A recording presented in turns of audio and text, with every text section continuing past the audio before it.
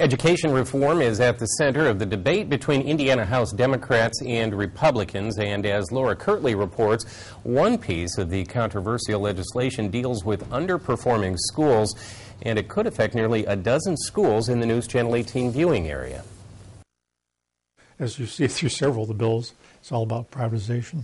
Lafayette School Corporation Superintendent Ed Eiler is wary of proposed education reform. In particular, House Bill 1479. It states that schools rated in the lowest two performance categories could be taken out of the control of the school corporation and put under the leadership of a special management team. This independent agency would have 5 years to run the school, with the authority to bring in its own staff.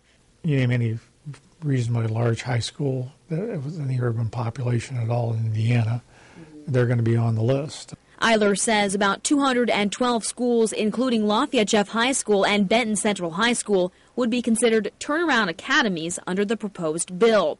Eiler says the state has requested proposals for turnaround management teams. These teams do not have to include teachers or administrators and can be for-profit. Eiler says the school corporation would still be financially responsible for these schools. The proportionate share of the resources that would go for capital projects, for equipment, supplies, transportation, would go to the private management company. Republican State Representative Randy Truitt says there are a lot of mixed messages clouding the debate over education reform, and much of the proposed legislation has changed since it was first introduced. 1479 is a bill that died during this process. Whether that's good or bad, who knows? It was a bill that I wasn't in support of the way that it was written anyhow.